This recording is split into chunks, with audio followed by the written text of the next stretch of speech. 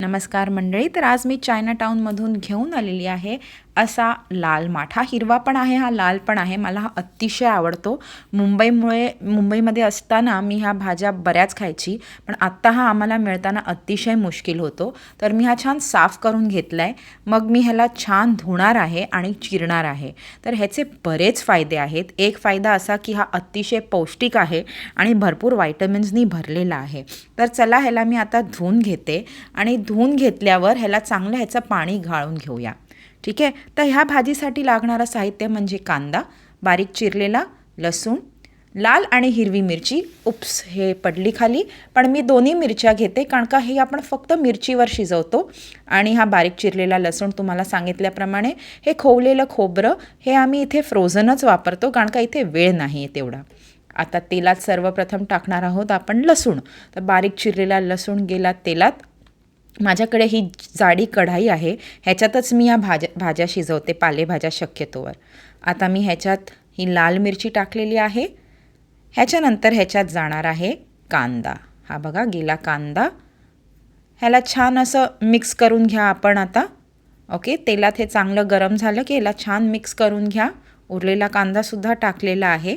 तर चला ह्याला करूया मिक्स. आता हा मिक्स झाल्यावर आपण ह्याच्यात लगेचच जसं हे शिजतं आहे साईड बाय साईड, तसं आपण ह्याच्यात ही चिरलेली हिरवी मिरची आणि मग टाकणार आहोत आपण बारीक चिरलेला लाल माठ.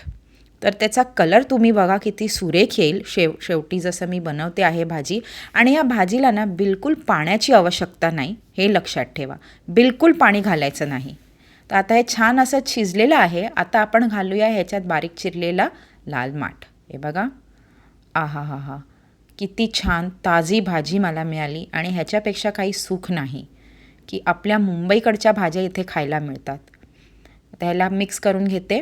नोटीस की जसं मी ही भाजी टाकते त्याची क्वांटिटी पण हळूहळू कमी होणार आहे. पालेभाज्यांचं तेच वैशिष्ट्य आहे आणि त्यामुळे आपल्याला ह्या भाज्यांमध्ये पाणी किंवा काही दुसरं घालायची गरज पडत नाही. आता चवीपुरतं थोडंसं मीठ घाला. तुमच्या चवीप्रमाणे तुम्ही मीठ घाला ह्याच्यात. आणि परत करा एकदा मिक्स केल्यानंतर तुम्ही ह्याला वाफ काढून घ्या.